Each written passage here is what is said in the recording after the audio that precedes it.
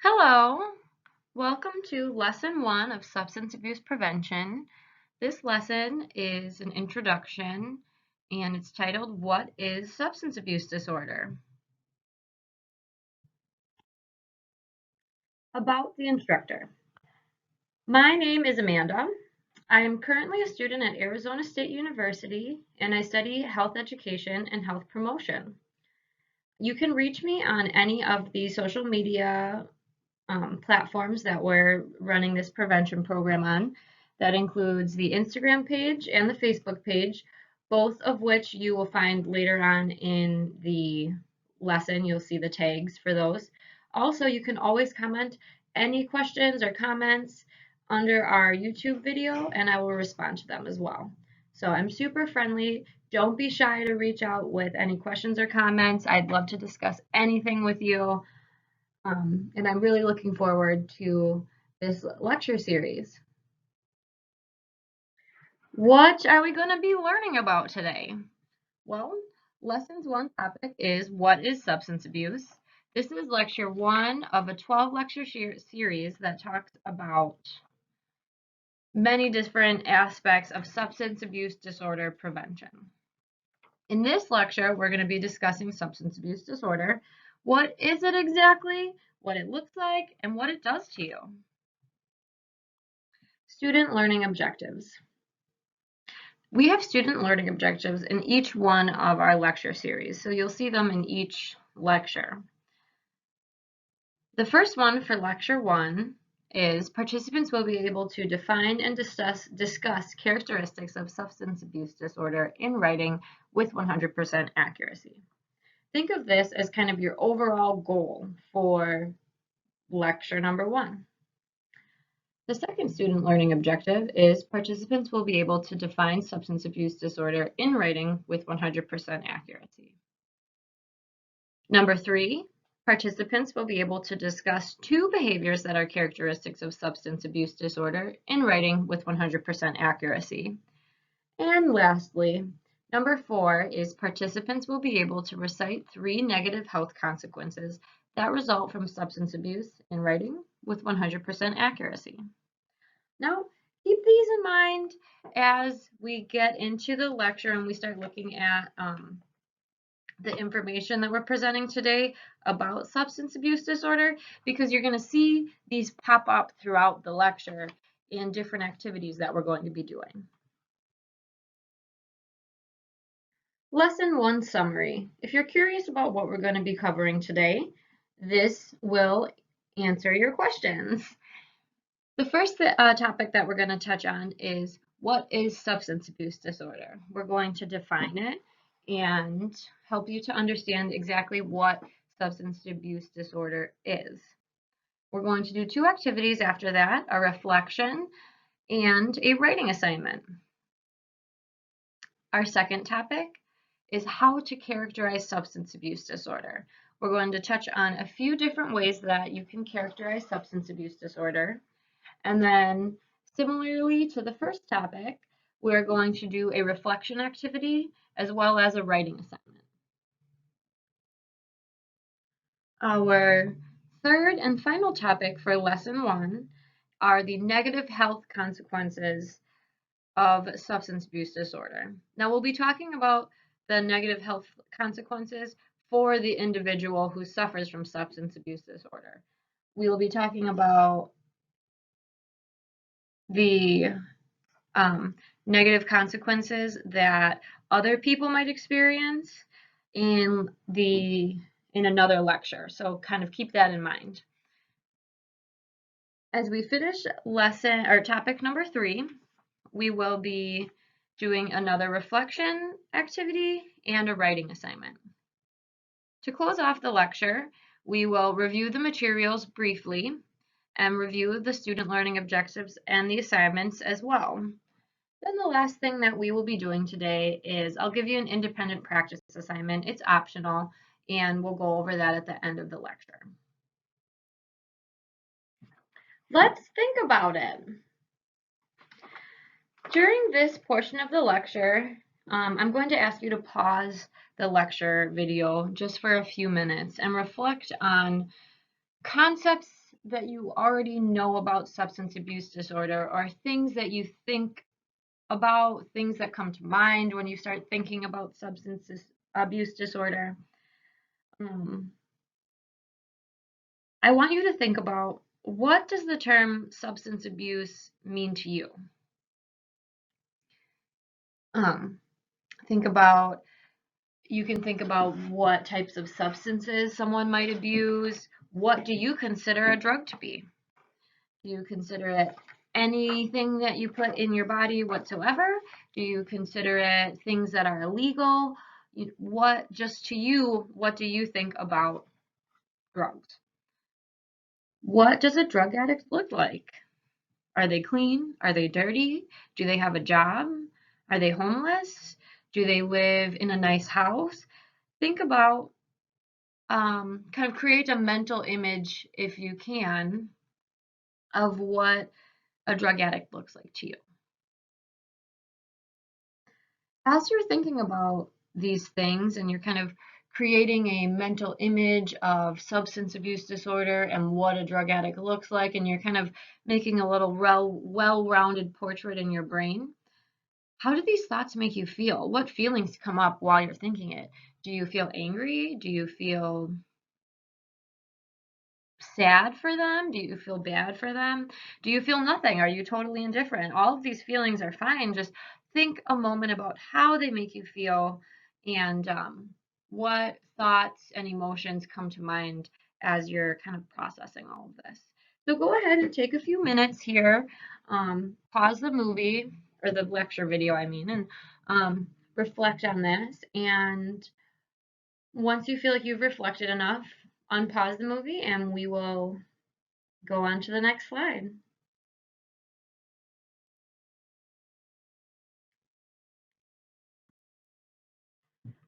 Welcome back. Now we're going to be moving on to talking about what is substance abuse disorder. We're going to define it and talk a little bit about the disorder itself. The definition of substance abuse disorder is a brain disease that is manifested by compulsive usage of substances. Okay, let's break that down for a second. So, substance abuse is a brain disease. So although addiction to the substance can be mental or physical, the disorder of substance abuse is a brain disease. So it's a brain disease that is manifested by compulsive usage of substance. That means that the disorder manifested here, the word, that means that the disease is brought on by compulsive usage of substances.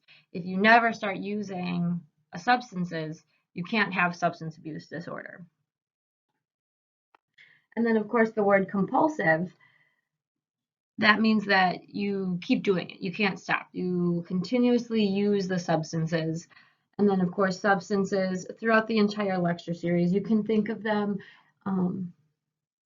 if you simplify it, you can think of them as drugs. The correct terminology is substance, but throughout the lecture we will be using the word drugs as well to kind of make it a little bit easier to think about and look at.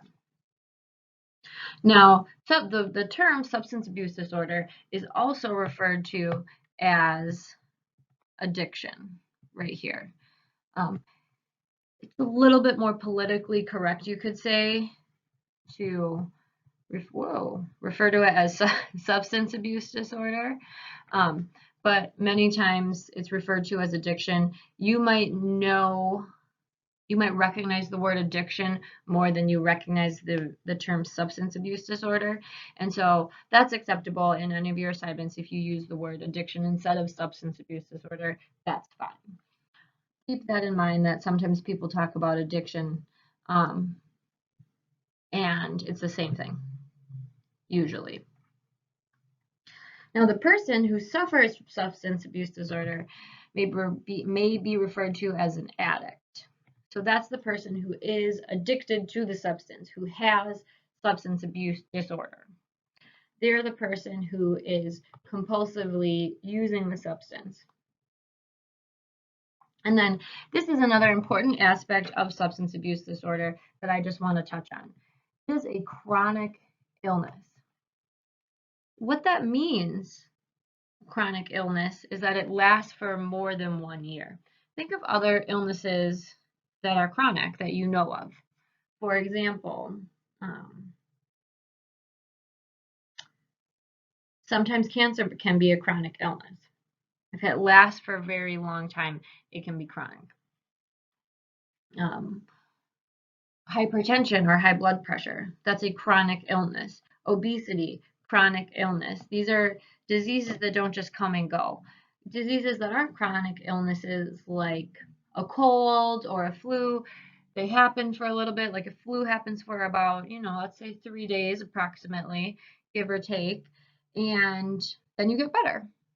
Or a cold might last for, a little bit longer, but after a week or two, you get better. It's not like that. It's something that lasts for a long time. This is important to know because it requires ongoing long-term treatment.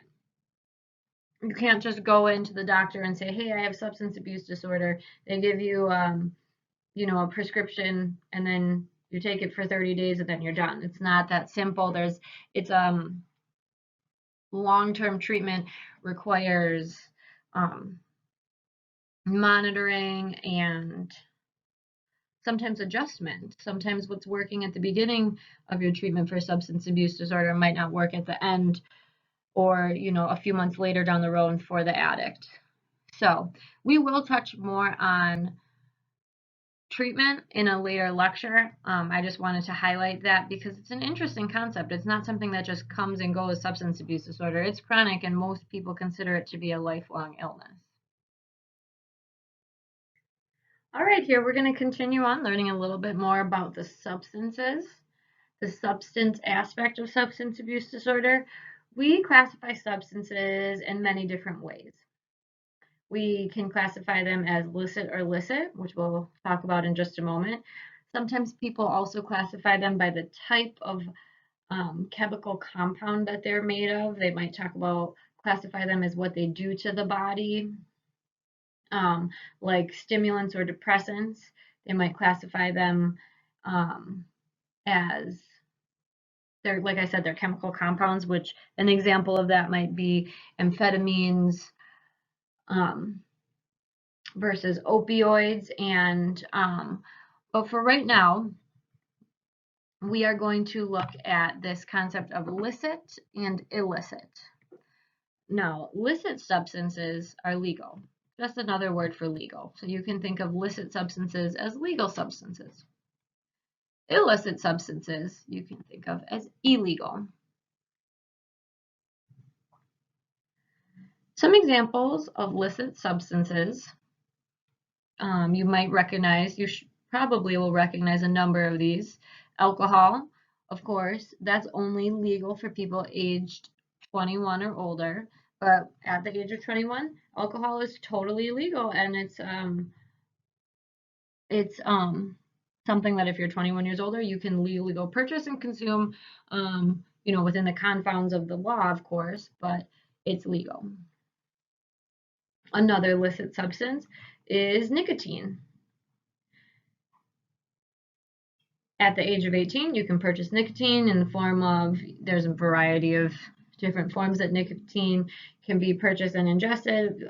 Cigarettes, for example, if you're not familiar with the term nicotine cigarettes, or now they have e-cigarettes, chewing tobacco. There's a number of other forms as well. Marijuana is kind of a tricky one because, as you can see, it's in the illicit column and also the illicit column. So this is a rather new, it's becoming more common that it's over in this column of licit. So in some states, marijuana is legal for medical purposes only. In some states, it's legal for recreational consumption. And then in those states, if you're over the age of 21, you can purchase and consume marijuana just the same way as you do, similar at least, to nicotine or alcohol. So it would be considered licit in that sense. We'll talk about over here the illicit states and how it's an illicit substance when we get to this column. But over here, some states it's treated very similarly to alcohol and nicotine, and in that case, it would be considered a illicit substance in those states. Moving on to the next one, prescription medications are listed as well. If you have a prescription for a medication, it is totally legal for you to have that prescription. For example, if you go to the doctor because you have a cold and they give you a antibiotic, that's a prescription medication. Some prescription medications, usually the ones that we're talking about in substance abuse disorder, are substances that potentially have the risk to be physically addictive.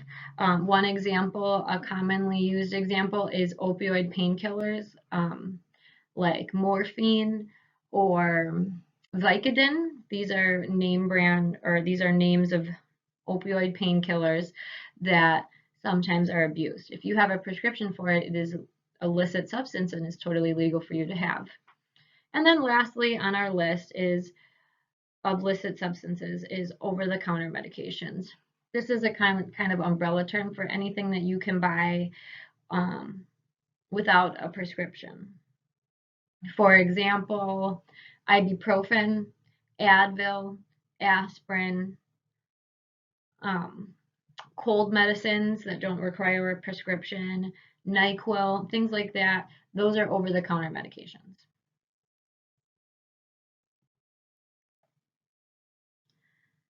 All right, over here we have examples of illicit substances. So, for people under the age of 21 or 18, depending on which one you're talking about, alcohol and nicotine are illegal.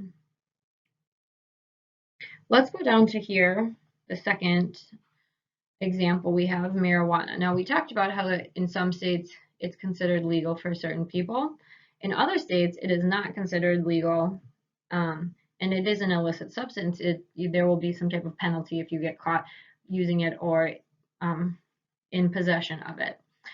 Note also that the federal government considers it an illicit substance. So if you look at it through a perspective of the entire United States, it is illegal. Prescription medications that have been prescribed to someone else, those are illegal. So if you are walking around with your mom's prescription for painkillers, that's illegal. You can't have those on your possession or use them. Or not just anybody, but that was my example. Down here we have some more illicit substances: cocaine, methamphetamine, ecstasy, heroin. These are drugs that most of us kind of already know. These are illegal substances, and they are. You can't. They are illegal in all states all over the country. All right, we have arrived at our first activity for lecture 1. The first activity is a reflection. Similar to what we did at the beginning of the video, I am going to have you guys pause the video for a little bit and reflect on the information that we just went through. So some things to think about while you're pondering are: have you ever had any experiences with illicit substances? Remember, illicit substances are legal. You probably have, right? You probably, maybe if you've had a headache, your mom gave you some aspirin, or if you had a cold, your mom might have gave you some Dayquil or NyQuil or Dimetapp or some type of cold medicine, right? Well, think about that. Now, what about illicit substances? Have you ever had any experiences with them? Have you ever heard of any of your friends or family members or other people talking about them or doing them or anything like that? Have you ever, even as far as learning about them in school, what are your experiences with illicit substances? Remember, illicit means illegal. Were you surprised by any of the information that we just covered? If you were surprised by it, how did it make you feel? Were you not surprised by any of the information that you received? Maybe it was new information, but you're not really surprised. You kind of figured that's what we would be talking about.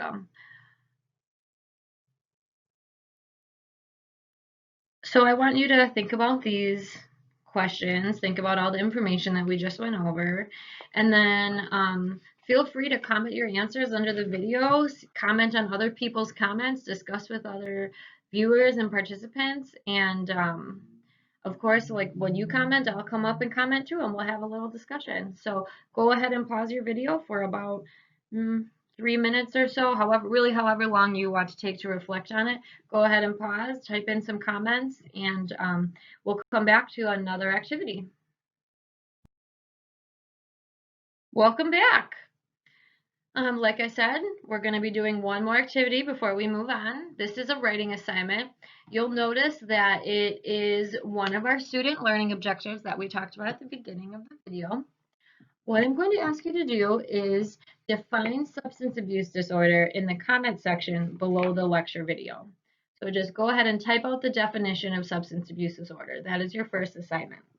Now, if you want to, you can also post your answers on the Instagram or Facebook pages as well. And if you look over to this side of the screen, here are those Instagram pages, the Instagram page and the Facebook page as well. So we've got Instagram is Substance Abuse Prevention 123, all one word. And the Facebook is the same thing, but there's spaces. Whoop, Substance Abuse Prevention 123. So you can comment those. If you are a little embarrassed or you don't want to comment things on the internet, you can direct message them on the Instagram or Facebook as well. If you want to, you can pause the video now and finish the writing assignment, or you can wait until the end of the video.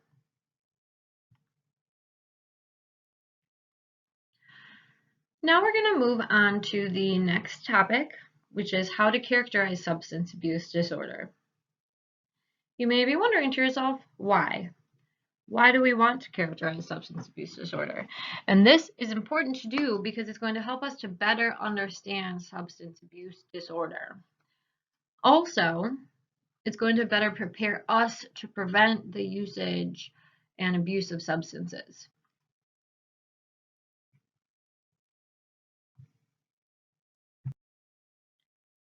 We are going to talk about 4 ways that substance abuse disorder can be characterized.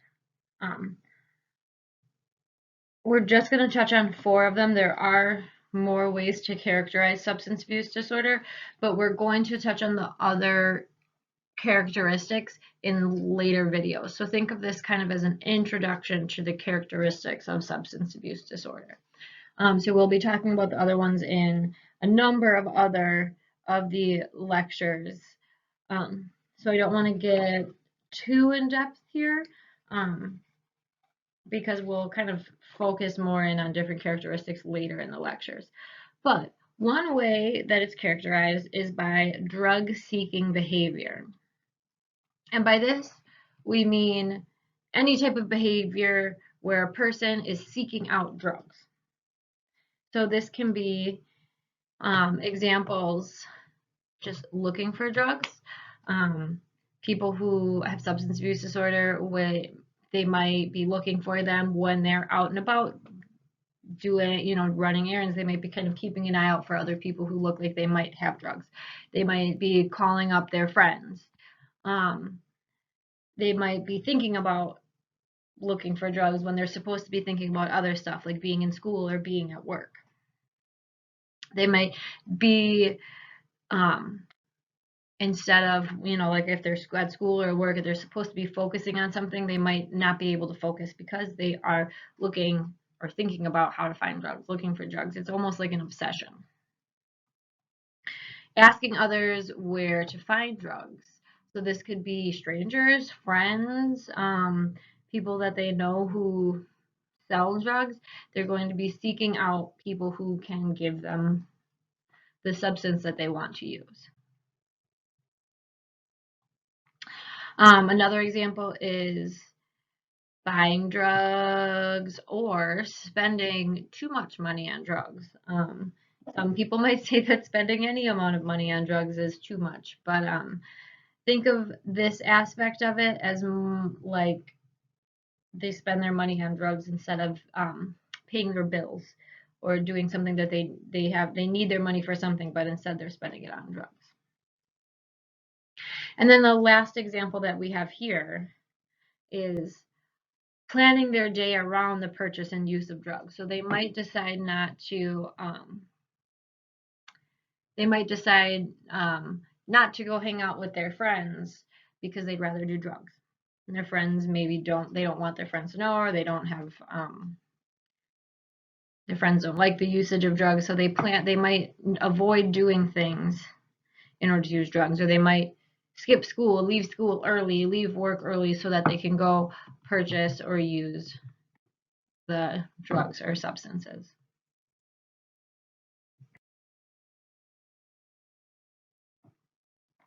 Another characteristic is compulsive use of substances. Now, compulsive use is continuing to use the substances. Think of it as like an obsessive use of the substances. They're using it all the time, and it's compulsive, and they might be obsessing over it. It's something that really is important to them and to their life. A third characteristic is difficulty not using the substance. A lot of times addicts may try to stop using the substance, and they have a very difficult time doing it. Sometimes it's because of the physical addiction, and they are physically addicted to it, which we will touch on in another lecture. And other times it's more of a mental,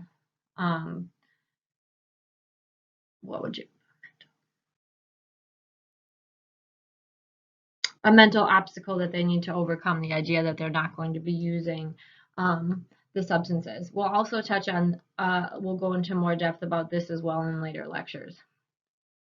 And then one more way that you can characterize substance abuse disorder is continuing to use substances even though there are negative consequences. So despite the fact that the addict or the person using the drugs is getting negative consequences, they will continue to use the behavior. Most times, if there's a negative consequence for something, you'll stop the behavior. Like, for example, if you wake up in the middle of the night and you go into the kitchen and you steal cookies out of the cookie jar and your mom catches you and you get grounded for a week, you probably won't wake up in the middle of the night and steal your mom's cookies anymore because you got grounded and you don't want to get grounded again. People who have substance abuse disorder will have negative consequences, and they will continue to use the drugs or substances despite these consequences, which doesn't seem to make sense to someone who doesn't have substance abuse disorder. Some examples of these consequences are legal trouble, money problems, poor health, and problems with families or friends. Legal trouble might be getting in trouble with the police for possessing an illegal substance or having somebody else's prescription. Money problems, like we talked about in the other slide, they might spend too much of their money on drugs and they aren't able to pay for the things that they need. Also, they might miss work because they're not going to work because instead they're using drugs, or they're having some type of consequence, so they're not going to work, they're not making money because of their use of drugs, and so that could also contribute to their money problems. Poor health. There's a number of health consequences that we're about to touch on in the next topic slides. So we'll touch on these a little bit more in depth in a few minutes here. And then problems with family or friends. We are going to go super in depth in one of the next lectures here. I think it's lecture 3. But your friends and somebody who has substance abuse disorder, their friends and their family probably don't want them to be using drugs.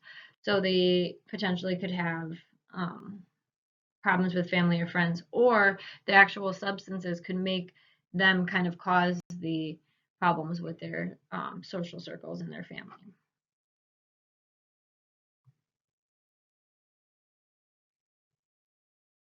All right, we've made it to our next activity, another reflection. I want you to take a moment and think about the information that we have just covered. Can you think of any other examples of drug-seeking behavior? We listed a few examples of different things. Can you think of any others? Can you think of any specific examples of or different kind of variations of things that we have talked about? What about the compulsive use or the difficulty not using? Can you think of examples of that? Have you ever seen examples of these before? Have you ever met anybody that might fit this description? Go ahead and pause the movie or the video for about 3 minutes or so. Take your time and for however much time you need. Comment your answers under the video, and like our last reflection, feel free to discuss your answers with other participants and comment on other people's comments, and I look forward to seeing what you have to say. Welcome back. We're going to continue on with our next writing assignment. The next writing assignment is to discuss 2 behaviors that are characteristic of substance abuse disorder in the comments section below the lecture video. If you want to, you can also post your answers on the Instagram or Facebook pages as well.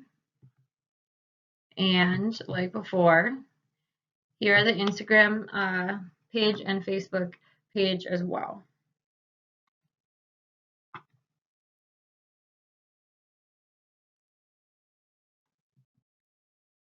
We are going to move on to our third and final topic for lesson 1, and this is negative health consequences.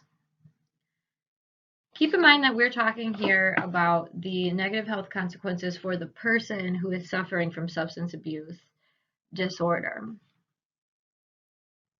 We're going to talk about other consequences for other people around the person, the addict, in later lectures.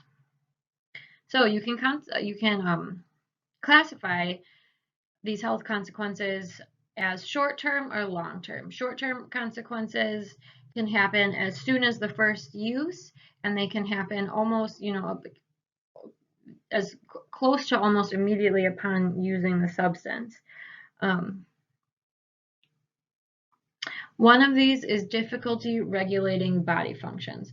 Now, these are just a few examples down here of different body functions that are affected by substance abuse and use. When you use substances, they affect the heart rate and body temperature, and the body has a hard time regulating heart rate and body temperature. So the heart rate might speed up during some substances, it might slow down in other substances. Also, balance and bladder control are just 2 other examples that I thought I'd throw up there. I bet you can think of other body functions that might be affected by substances as well. So we are going to take a look at that a little bit later on in our next reflection. So just keep that in mind. Another consequence of substance abuse disorder is psychotic episodes. Psychotic episodes could be, they can manifest in different ways, and sometimes they're different depending on the substance that's being used. For example, a common experience of people who use marijuana, they may feel paranoia, and that's considered a psychotic episode. Another way that psychotic episodes manifest sometimes, if one is using methamphetamine, for example, is they sometimes these users report seeing people or things that are not there. So the psychotic episodes can kind of vary in intensity and the way that they're experienced by each person. Another health consequence is Engaging in risky behaviors. So people who are using and abusing drugs, addicts, they they engage in risky behaviors more often than people who do not. This includes driving under the influence, having unprotected sex, and sharing needles.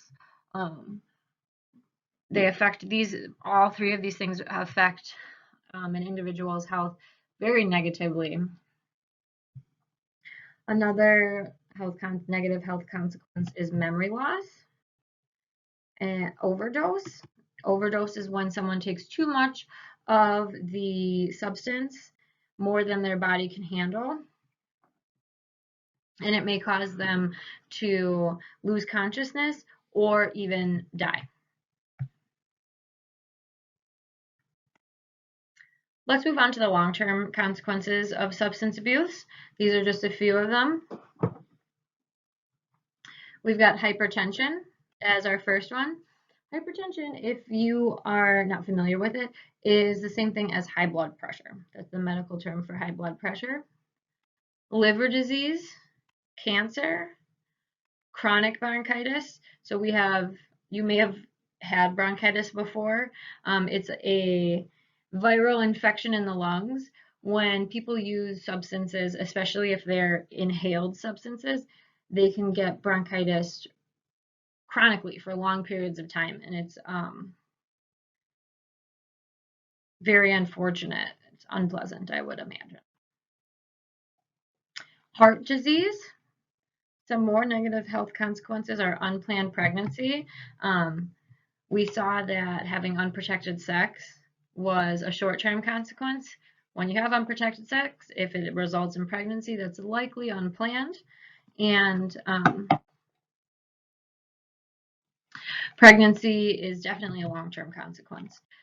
Children who are born to parents who are addicted to drugs and don't stop using the drugs during their pregnancy will be born with drug-related health issues.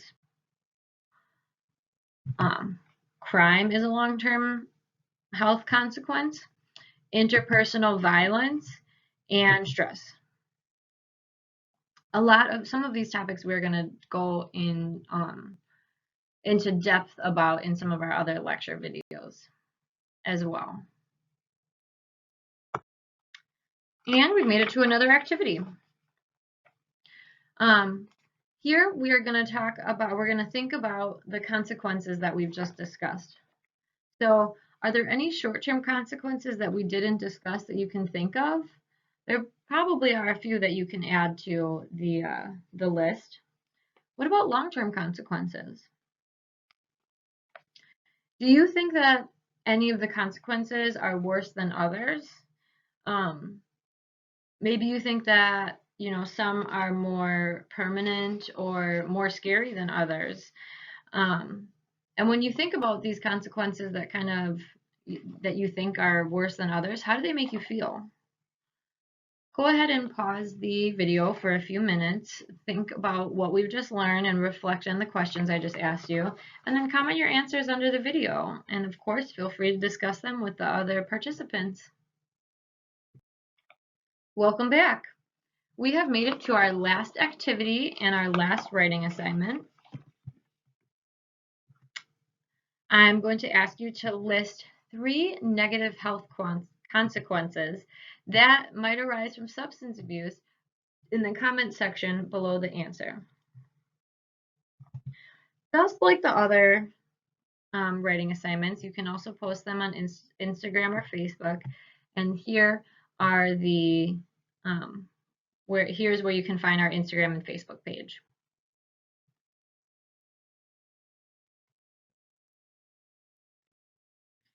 Let's review some of the stuff that we covered in lesson 1.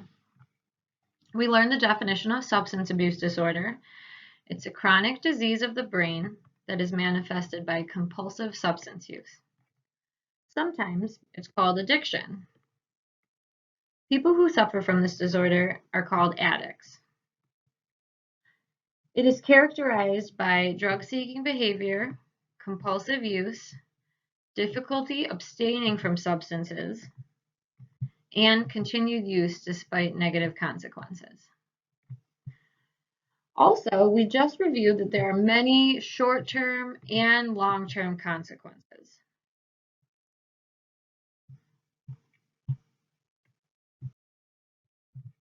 Don't forget about your writing assignments that we presented during the video. The first one is to define substance abuse. The second one is to discuss 2 behaviors that are characteristic of substance abuse disorder. And the third writing assignment is to list 3 negative health consequences that may arise from substance abuse. You can comment your answers beneath the lecture video. You can comment on Instagram or Facebook, or you can send them to me in a direct message on the Instagram or Facebook pages.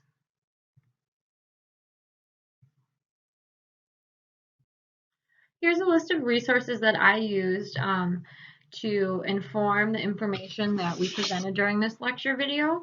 If you're curious and you want some more information, you can start exploring from these websites. And lastly, I have an independent practice option for all of you.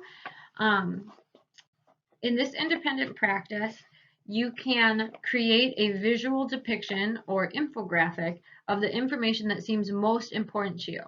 So go back into the lecture and take a look at all the different information that we covered today and make a visual depiction, a drawing, a infographic, anything that really you can use your creativity. There's not a lot of regulations for this independent practice, and highlight the most important information or information that you think is the most important to you. You can submit this assignment by posting it to social media on Instagram or Facebook and then tagging our page, or you can send it to me by direct message in on the Instagram or Facebook. All right. Thank you for watching the lecture number 1, and then I will see you for lesson number 2, where we'll be talking about substance abuse and public health.